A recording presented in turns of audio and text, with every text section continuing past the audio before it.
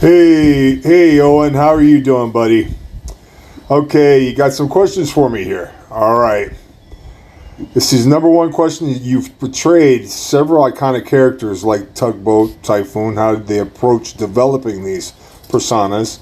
And what aspects of yourself did you bring to these characters?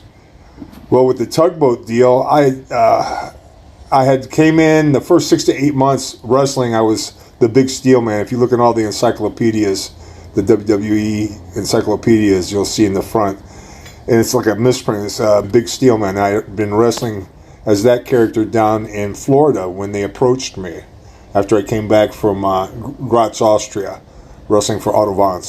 Anyway, after about 6 or 8 months, they come to me and they go, we have this idea for a character, Vince and all of his minions that are there that worked with him. And they said, we got this character, and he's a sailor guy, And I'm looking at him, and I'm kind of goofy anyway, and I'm like, let me get this straight. You want me, from what they sat down with me and talked about how they seen this character, I'm like, you want me to be a crossover between Popeye and Brutus, like out of the cartoons. Well, I'm a big cartoon nut.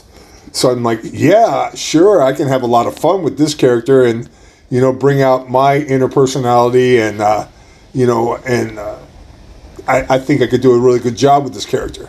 And that's how that character came about. And then while I was doing that, I'd been doing it for a while with Hogan and tagged against Quake and Dino Bravo with Jimmy Hart and, and we've been working and everything. And then I went and did a photo shoot. I wanted to say Rhode Island, okay, because I seen a T-shirt they were going to come out with for the Tugboat character, and I seen a sneak peek from the Hasbro. I seen the 2-up of Tugboat, and I'm like excited beyond belief. Here I am doing this photo shoot and everything, and I was privileged to these two things and saw them, and I was like going nuts. So TV was like a couple of days after that. So when I went to wherever the TV was that we were going to be taping at, and lo and behold, I get one of the people goes, Vince wants to see you back in the office. He was back there with Pat Patterson, and he goes, well, Fred, we had an idea. Quake had his run with Hogan and everything, and we had a spark that we'd wanted to put you two together, you and Quake. Well, I always have loved Quake. Quake was a great wrestler, great competitor, and awesome guy, period. And I could see us doing a lot of stuff like smaller guys did, as far as combinations and different moves and stuff, and and having fun with it also at the same time, and because everybody, being a heel, I love being either heel or babyface. It didn't matter to me, but the bottom line is, I said, as long as Quake is on board, it'd be great to work with him. And next thing you know, they gave me the Typhoon. He was Earthquake, and we were the Natural Disasters. Okay, and every time that they give you something, they can give you a lot of stuff, and airtime is very, very expensive. Is the time that they put into creating your character and getting your character over. It works them and you putting the effort into whatever character they give you. And that's throughout my whole wrestling career. That's always the way I looked at things as far as characters and creating and putting myself into them. How I see myself as that. So I hope that answers your first question. Number two, as a big guy in the wrestling business, you face some of the toughest and iconic competitors. Were there any moments or matches where you were genuinely intimidated or had to push yourself beyond your limits? Intimidated? Not so much. I mean, I've always, it didn't matter who they are or anything like that. There's a lot of very intimidating characters that are out there. And some guys are legitimate tough guys, but I'm not a goofy guy like that where I would, disrespect someone or anything else. If somebody was to disrespect me in the ring, for every action there's always an opposite, sometimes worse reaction. But I feel I've been blessed in the business not having any of those kind of issues. I've worked around Andre, who's probably one of the strongest men I've ever faced in the business, and I've had some of the Undertaker's first matches, and it's one of those things that, as far as intimidation or somebody I would be scared of, no, not at all. You get back what you give to somebody, and that's the way I feel about that. There never a point where I was genuinely afraid or scared of someone. Now, the third question you asked me is about the ShockMaster debut. It's legendary. It's a mishap. You want to ask how I look back at it in the moment now, and has it shaped your perspective on wrestling? Unpredictability, I guess. Sorry. But, the ShockMaster, I tell a lot of people, millions of people have watched that, and usually when, and even the ones that don't know about it, that's with someone that does know about it. I'm like, when you're having a bad day, you watch that video, okay, and you'll have a better day at my expense.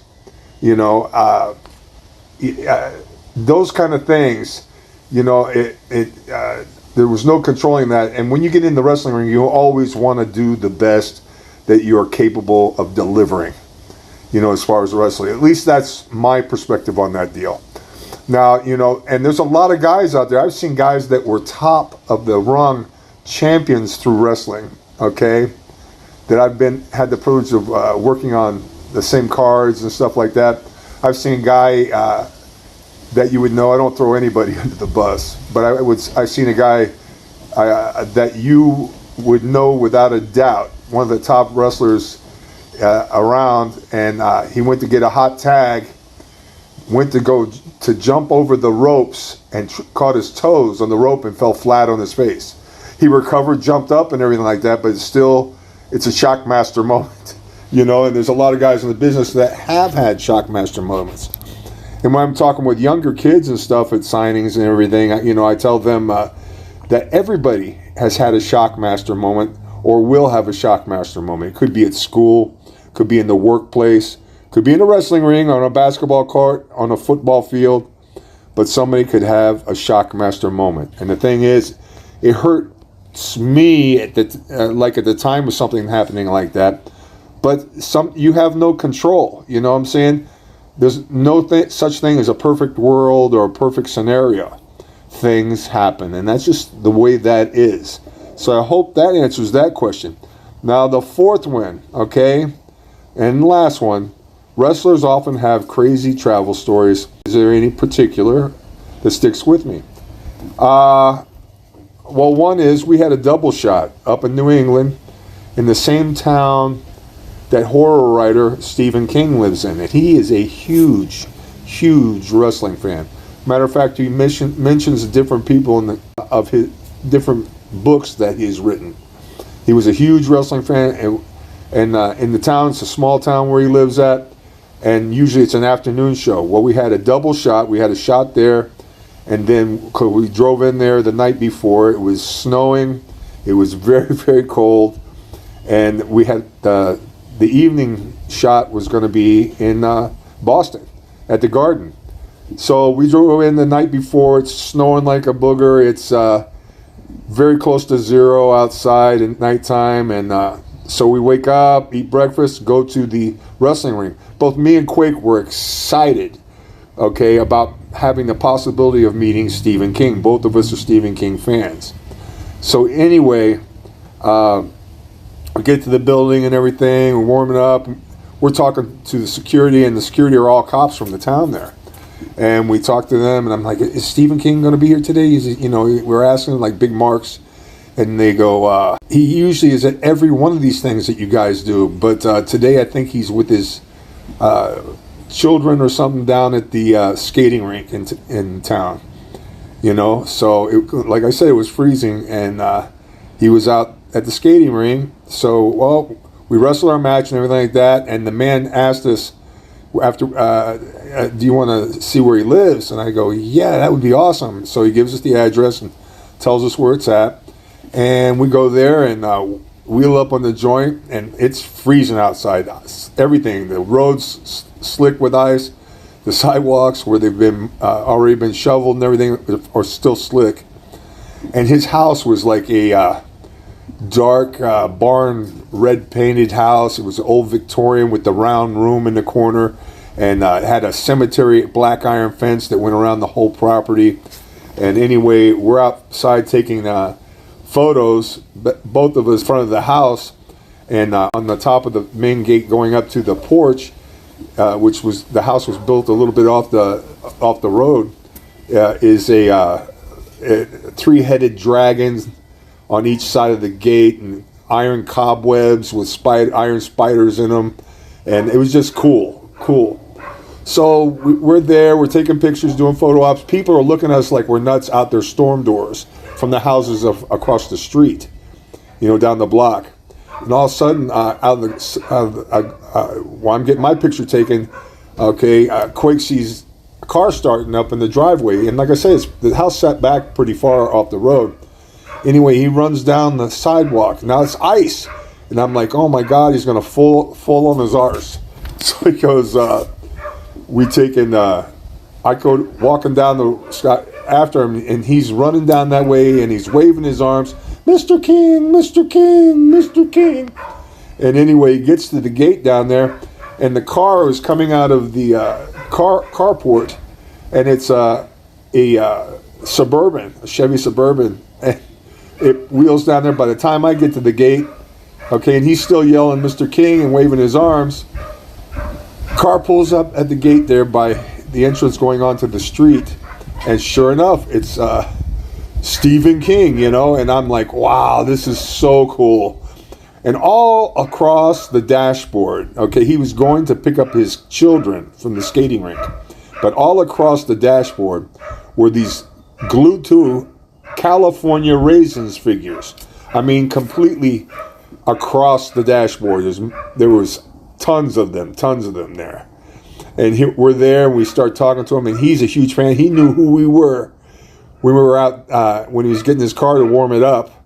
And so he comes down there, and he was so nice, signed the book for Quake, because I forgot to get mine and bring it with me.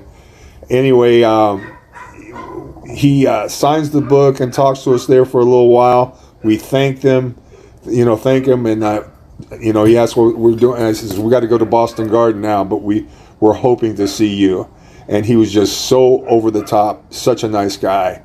So that's one of our funny, great, having a good time stories, when we're on the road, because we were on the road over 300 days a year back then. And I hope you like the way I answered these questions, brother. God bless you, and thanks for talking to me.